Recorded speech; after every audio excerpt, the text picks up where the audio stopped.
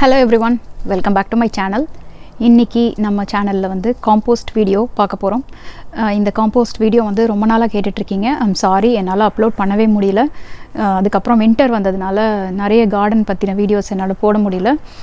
அதுக்கு ரொம்ப ரொம்ப சாரி. பட் இப்போது வந்து இன்றைக்கி வந்து நான் காம்போஸ்ட் வீடியோ உங்களுக்கு எப்படி பண்ணேன் என்னென்னு எக்ஸ்பிளைன் பண்ணுறேன். பட் இதை வந்து இந்த காம்போஸ்ட் வந்து நான் வின்டரோட பிகினிங்கில் நான் பண்ணேன், போட ஆரம்பித்தேன் இந்த பாக்ஸு. அது இப்போ எப்படி இருக்குது அப்படின்னு உங்களுக்கு நான் காமிக்கிறேன்.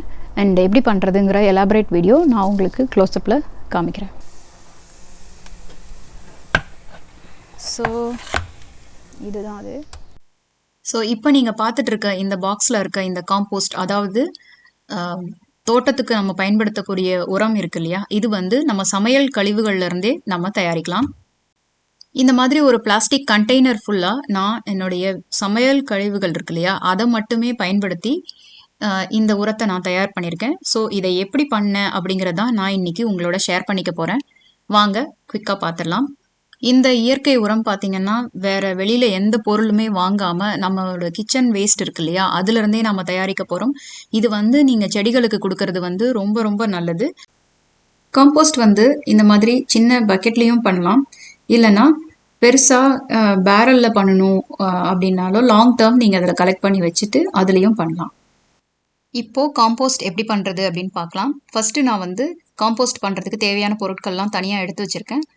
இது வந்து கிச்சன் வேஸ்ட், அதாவது காய்கறிகள் பழங்கள் இதெல்லாம் நறுக்கும் போது வர வேஸ்ட் இருக்கும் இல்லையா, தோல் அந்த மாதிரி எல்லாத்தையும் தனியாக எடுத்து வச்சுருக்கேன். அதுக்கப்புறம் காஃபி பவுடர், இது வந்து யூஸ் பண்ண காஃபி பவுடர், பால் சேர்க்காம நம்ம யூஸ் பண்ணியிருப்போம் இல்லையா, அந்த காஃபி பவுடர் எடுத்து வச்சுருக்கேன். அதுக்கப்புறம் முட்டைத்தோல் வந்துட்டு கலெக்ட் பண்ணி வச்சுருக்கேன். அதுக்கப்புறம் கீரை உருவின அந்த தண்டெல்லாம் இருக்கும் இல்லையா, அதை எடுத்து வச்சுருக்கேன். அதுக்கப்புறம் காஞ்ச இலைகள் வந்துட்டு எடுத்து வச்சுருக்கேன். சமையல் கழிவுகள் இருக்கு இல்லையா, அதில் வந்து நம்ம வந்து 2 பொருட்களை மட்டும் காம்போஸ்டில் சேர்த்துக்கவே கூடாது.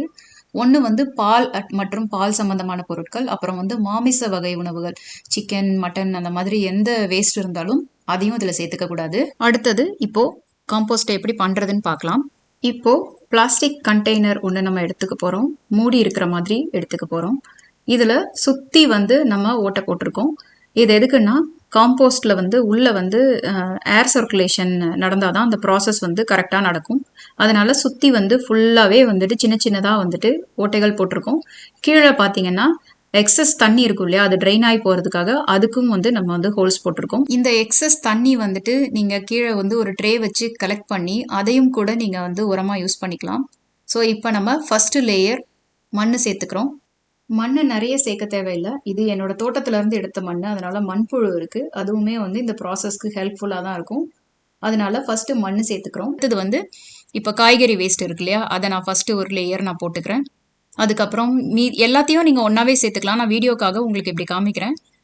காய்கறி வேஸ்ட்டு, அப்புறம் காஃபி வேஸ்ட்டு, அப்புறம் முட்டைத்தோல், இதை வந்து எல்லாத்தையுமே எவ்வளவு சின்னதாக உங்களால் கட் பண்ணி போட முடியுமோ கட் பண்ணி போட்டிங்க அப்படின்னா பிரேக் டவுன் ஆகிறதுக்கும் ப்ராசஸ் வந்து ஃபாஸ்ட்டாக நடக்கிறதுக்கும் ரொம்ப ஈஸியாக இருக்கும். அதனால் காய்கறி வேஸ்ட்டை கூட நான் வந்து ரொம்ப சின்ன சின்னதாக வந்துட்டு கட் பண்ணி போடுவேன்.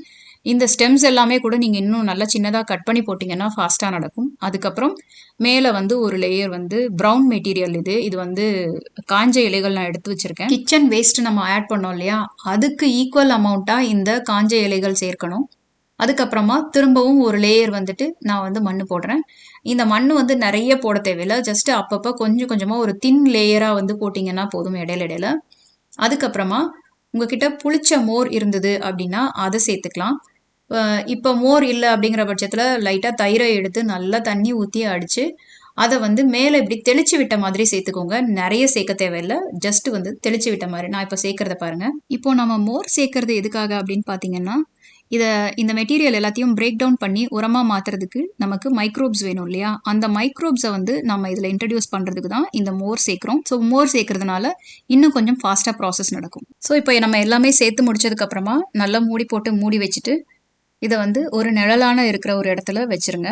ஸோ இதே ப்ராசஸை ரிப்பீட்டடாக வந்து ஒவ்வொரு தரமும் ஓப்பன் பண்ணி இந்த மாதிரி நீங்கள் கிச்சன் வேஸ்ட் எல்லாம் சேர்த்துட்டு அதுக்கப்புறமா இலைகள்லாம் சேர்த்துட்டு, இன்கேஸ் உங்ககிட்ட காஞ்ச இலைகள் இல்லை அப்படின்னாக்கா நீங்கள் வந்து கார்ட்போர்ட் பாக்ஸஸ் யூஸ் பண்ணலாம், பேப்பர் யூஸ் பண்ணலாம். அதுக்கப்புறம் வந்து கோகோ பீட் அப்படின்னு வந்துட்டு கடைகளில் பார்த்தீங்கன்னா ஒரு ப்ராடக்ட் கிடைக்கிது, அதையும் நீங்கள் எப்படி யூஸ் பண்ணலாம். இது எல்லாமே ப்ரௌன் மெட்டீரியல். கோகோபீட் வாங்குறதுக்கு லிங்க் வேணும்னா வந்துட்டு நீங்கள் கமெண்ட்டில் கேளுங்க, நான் உங்களுக்கு டிஸ்கிரிப்ஷனில் அதை ஆட் பண்ணுறேன்.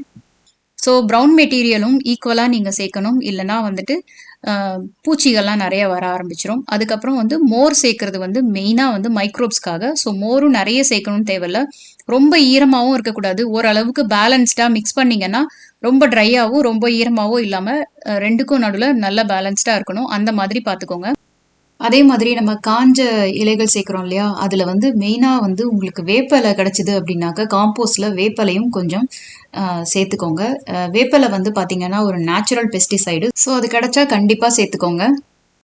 இந்த ப்ளூ பாக்ஸை வந்து நான் வந்து டாப் வரைக்கும் ஃபில் பண்ணி மூடி வச்சுட்டேன். இப்போ 1 மாதம் கழித்து நான் ஓப்பன் பண்ணி பார்க்குறேன். இப்போவே பார்த்தீங்கன்னா முக்கால்வாசி ஆயிடுச்சு.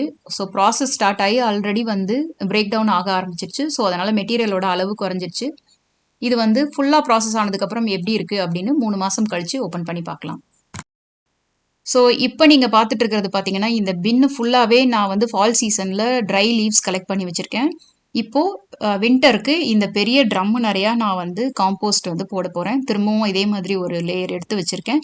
ஸோ அதே ப்ராசஸ் தான், ஃபுல்லாக ஹோல்ஸ் போட்டிருக்கேன், அடியிலையும் ட்ரைனேஜ் ஹோல்ஸ் போட்டிருக்கேன். அதுக்கப்புறம் பார்த்தீங்கன்னா சைடில் எல்லாம் வந்துட்டு இது பின்னு பெருசாக இருக்குது அப்படிங்கிறனால பெரிய ஹோல்ஸ் போட்டிருக்கேன். ஸோ அது வழியாக வந்து நிறைய இந்த இன்செக்ட்ஸ் எல்லாம் போகாமல் இருக்கிறதுக்காக நான் நெட்டு மாதிரி ஒரு மெட்டீரியலை வச்சு அதை க்ளோஸ் பண்ணியிருக்கேன். ஸோ ஸ்டில் ஏர் சர்க்குலேஷன் இருக்கும், அதே சமயம் வந்து உள்ளே வந்து பூச்சிகள் வந்து நிறைய போகாது. ஸோ நான் சொன்ன அதே ப்ராசஸ் தான் நம்ம ரிப்பீட்டாக இங்கே பண்ண போகிறோம். மண், அதுக்கப்புறம் கிச்சன் வேஸ்ட்டு, அதுக்கப்புறம் கொஞ்சம் இலைகள், அப்புறம் வந்து மோர். ஸோ இது எல்லாமே பார்த்தீங்கன்னா இந்த ட்ரம்மில் நான் நிரப்பும்போது என்ன மெயினாக பண்ணுவேன் அப்படின்னா, ஒரு கால்வாசி நிறைஞ்சதுக்கப்புறம் ஒரு பெரட்டு பெரட்டி விடணும், திரும்பவும் வந்து கொஞ்சம் ஃபில் ஆனதுக்கப்புறம் திரும்ப ஒரு பெரட்டு பெரட்டி விடணும். இந்த மாதிரி பண்ணிகிட்டே டாஸ் பண்ணிக்கிட்டே இருக்கும்போது உங்களுக்கு வந்து ஏர் சர்க்குலேஷன் வந்து கொஞ்சம் நல்லா கிடைக்கும், அதுக்காக இப்படி பண்ணுறோம். மேலே வரைக்கும் நிறைஞ்சதுக்கப்புறம் மூடி போட்டு அதை அப்படியே தனியாக எடுத்து வச்சிடலாம். இப்போது நம்ம வீடியோவோட ஆரம்பத்தில் ஒரு பாக்ஸ் ஃபில் பண்ணோம் இல்லையா, ப்ளூ கலர் பாக்ஸ், அந்த பாக்ஸில் வந்துட்டு காம்போஸ்ட் எப்படி ரெடி ஆயிருக்கு அப்படிங்கிறது தான் நீங்கள் பார்த்துட்ருக்கீங்க. நான் இதை இந்த பாக்ஸோட மேலே டாப் வரைக்கும் ஃபுல்லாக ஃபில் பண்ணிட்டேன். ஃபில் பண்ணிவிட்டு 1 மந்த் கழித்து திரும்ப எடுக்கும்போது லைட்டாக திரும்ப வந்து டாஸ் பண்ணி, அதாவது அடியிலேருந்து பெரட்டி விட்டேன். பெரட்டி விட்டுட்டு திரும்பவும் மூடி வச்சிட்டேன். ஸோ இப்போ மொத்தமாக 3 மாதம் கழித்து ஓப்பன் பண்ணி பார்க்குறப்போ இது கம்ப்ளீட்டாக ரெடி ஆயிடுச்சு. இந்த காம்போஸ்ட் பின்னை ஓப்பன் பண்ணி நீங்கள் மெட்டீரியல் சேர்க்கும்போது சம்டைம்ஸ் நம்ம வந்து பூச்சியோ இல்லை புழுவோ இருக்கிறத பார்ப்போம். அது வந்து கம்ப்ளீட்லி நார்மல் அப்படிங்கிறத தெரிஞ்சுக்கோங்க. அந்த புழுவோ மற்ற விஷயங்களோ இருக்கிறதுனால காம்போஸ்ட் பின்னுக்கு எந்த பிரச்சனையும் கிடையாது. அதை கூட அவாய்ட் பண்ணணும் அப்படின்னு நினச்சிங்கன்னா ப்ரௌன் மெட்டீரியல் கொஞ்சம் நிறைய சேர்த்துக்கோங்க, அவ்வளோதான். நம்ம சேனல்லையே காம்போஸ்ட் ஜூஸ் அப்படின்னு சொல்லிட்டு இன்னொரு வீடியோ இருக்கும், அதையும் நீங்கள் செக் பண்ணி பாருங்கள். அது வந்து இன்னுமே ஒரு ஃபாஸ்ட் மெத்தட், அதோட கார்டையும் நான் மேலே அட்டாச் பண்ணுறேன். அவ்வளோதாங்க, ஈஸியாக ஆர்கானிக்காக காம்போஸ்ட் நம்ம தயாரிச்சிட்டோம். அதாவது சத்துகள் நிறைந்த இயற்கை உரம், உங்கள் தோட்டத்துக்கு தேவையான, உங்கள் செடிகளுக்கு தேவையான இயற்கை உரம் நம்ம வீட்லேயே ஈஸியாக பண்ணிடலாம். இதை அப்படியே எடுத்து வாரம் ஒரு தரம் ஒரு கரண்டி அளவுக்கு செடிகளில் அப்படியே சேர்த்துற வேண்டியதுதான். ஸோ இப்போ வந்து காம்போஸ்ட் எப்படி பண்ணுறது அப்படிங்கிறத பற்றி உங்களுக்கு ஒரு நல்ல ஐடியா கிடச்சிருக்கும் அப்படின்னு நம்புகிறேன். அண்ட் இது வந்து எனக்கு ட்ரை பண்ணி ஒர்க் அவுட் ஆன ஒரு மெத்தட், அதை தான் நான் உங்களோட வந்துட்டு ஷேர் பண்ணிக்கிறேன். இந்த வீடியோ உங்களுக்கு யூஸ்ஃபுல்லாக இருந்தது அப்படின்னு நினச்சிங்கன்னா வீடியோவுக்கு கீழே ஒரு லைக் கொடுங்க. மறக்காமல் எங்கள் சேனலுக்கு சப்ஸ்கிரைப் பண்ணிக்கோங்க. பக்கத்தில் இருக்க பெல் ஐக்கானையும் கிளிக் பண்ணிக்கோங்க. அப்போ தான் நாங்கள் போடுற வீடியோட நோட்டிஃபிகேஷன்ஸ்லாம் உங்களுக்கு உடனே வரும். தேங்க்யூ ஸோ மச் ஃபார் வாட்சிங். I'll see you in the next video. Bye. Take care.